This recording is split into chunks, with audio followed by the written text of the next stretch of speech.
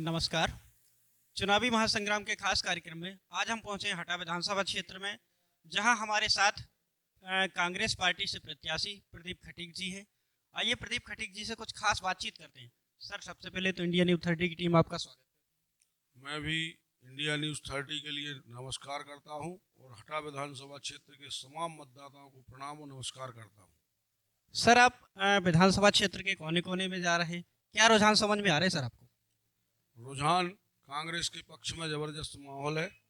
माननीय कमलनाथ जी की सरकार जो गिराई गई थी, एक वो आक्रोश है। वो 18 साल का भारतीय जनता पार्टी का कुशासन, जिसमें ना किसान सुरक्षित था, ना नौजवान सुरक्षित है, ना स्वास्थ्य सेवाएं ठप पड़ी हुई हैं, पीने के पानी, सड़क, बिजली, तमाम तरीके की जो असुविधाएं हैं, बेरोजगारी की, ये सारी चीज़ों के खिलाफ जन आक्रोश है।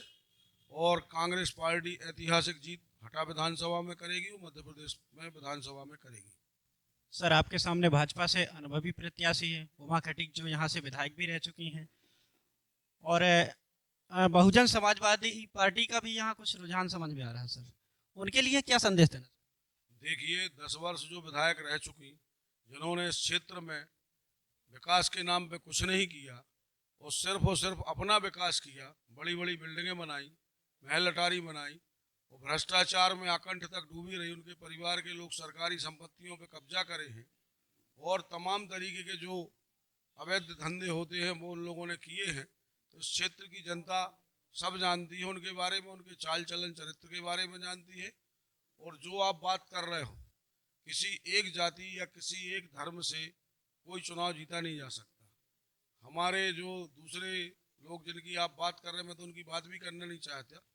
कांग्रेस की वोट है, वो सारे कांग्रेसी मानसिकता के लोग हैं जिनकी दम पे वो चुनाव मैदान में आए हैं। आगामी 3 तारीख को उनकी हैसियत उनको पता चल जाएगी कि उनकी हैसियत क्या है। सर, अभी देखा जाता है विगत 5 साल से लगभग 3.5 साल तो भाजपा की सरकार रही। आपके हटा विधानसभा से भाजपा से ही विधायक रहे, तो कितना विकास हुआ, कितनी तस्वीर बदली सर? देखिए, विकास जो भी हुआ 20 साल पहले कांग्रेस की सरकार में, वो 15 महीने की जो कमलनाथ जी की सरकार थी, उसमें गौशालाएं खुली, 300 से 600 रुपया पेंशन हुआ, मुख्यमंत्री कन्या विवाह योजना के 51,000 रुपये हुए, 100 यूनिट बिजली किसानों की माफ थी और घरू बिजली भी माफ थी। 5 हाउस पावर तक की बिजली कमलनाथ जी ने अपने 15 महीने के कार्यकाल में माफ करी। तो जो भी काम हुए हैं कांग्रेस के कार्यकाल में हुए हैं। जब मनमोहन सिंह जी प्रधानमंत्री हुआ करते थे, 10 वर्ष वो रहे हैं, उस टाइम पे जो रोड और सड़कें बनी हैं वही आज बनी हुई है। अन्यथा हटा में 35 साल से सांसद भारतीय जनता पार्टी का है, 20 साल से विधायक भारतीय जनता पार्टी का है। इनका कोई विजन नहीं रहा और ना इन्होंने कोई विकास कार्य किए। सर, अभी भारतीय जनता पार्टी द्वारा लाडली बहना योजना चलाई जा रही, तो कहीं ऐसा तो नहीं कांग्रेस पार्टी को लाडली बहना का कोई नुकसान हो जाए सर? वोट बैंक की बात। देखिए, लाडली बहना एक छलावा है।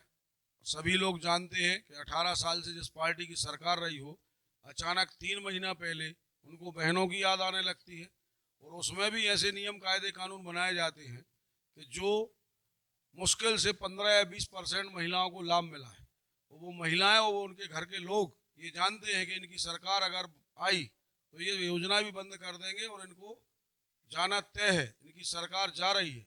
हमारे माननीय मुख्यमंत्री जो बनने वाले हैं कमलनाथ जी, उन्होंने स्पष्ट रूप से कहा है कि 18 साल से ऊपर की जो भी महिलाएं हैं उनके लिए सम्मान के रूप में 1500 रुपये महीना दिया जाएगा।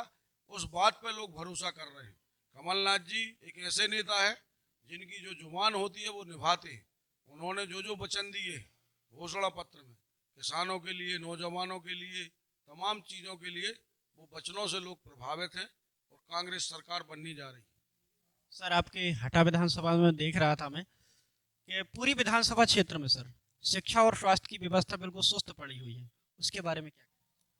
हम लोग वही बात कर रहे हैं कि 20 वर्षों में इस क्षेत्र को इन्होंने नर्क से बदतर बना दिया है। समय समय पे हम लोग विरोध भी करते रहे, लेकिन भारतीय जनता पार्टी के जो नेता हैं उनको ना सड़क का विरोध दिखता हो, सदन में तो वो बोलने ही नहीं देते किसी को। तो सदन की मर्यादाएं तार तार कर रहे हो, सड़क पे अगर कोई विपक्षी लोग विरोध करते हैं तो उनके कान में कभी जू नहीं देंगी। अब उसका सबक जनता उनको सिखाने वाली है 17 तारीख। सर, अभी कुछ युवा नौजवान लोगों का एक सवाल था अगर आप यहाँ से विधायक चुने जाते हैं तो युवा जो बेरोजगार हैं उनके लिए क्या ऐसा करेंगे, रोजगार के अवसर क्या पैदा करेंगे ताकि उनको यहाँ ही रोजगार मिल सके, कहीं बाहर ना जाना पड़े?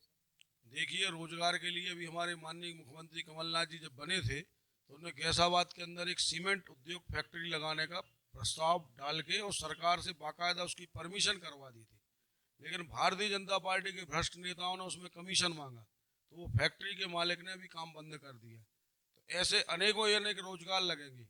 और दूसरा, जो हितग्राही मूलक योजनाएं चलती हैं जिनसे नौजवानों को रोजगार पैदा होगा। कृषि क्षेत्र में भी यहाँ पे हमारे यहाँ बहुत संभावना है। रोजगार कृषि क्षेत्र में भी बहुत संभावना है। कोई मुर्गी पालन करेगा, कोई दूध का डेयरी खोलेगा।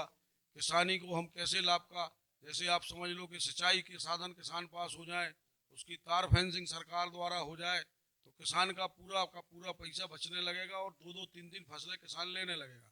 तो ऐसी बहुत सी योजनाएं हैं। आदिवासियों को पट्टे दिए जाएंगे। दलित शोषित वंचित समाज के लोगों को उनके उत्थान के लिए भी कई कार्यक्रम चलते हैं। तो सारी योजनाएं ईमानदारी से धरा पर उतारी जाएंगी। उससे नौजवानों को रोजगार पैदा होगा, किसान खुशहाल होगा। कांग्रेस के लोग जो कहते हैं वो करते हैं। चलिए सर, हमसे बात करने के लिए बहुत बहुत धन्यवाद। आज हमारे साथ कांग्रेस पार्टी के प्रत्याशी प्रदीप खटीक जी थे। बहुत बहुत धन्यवाद।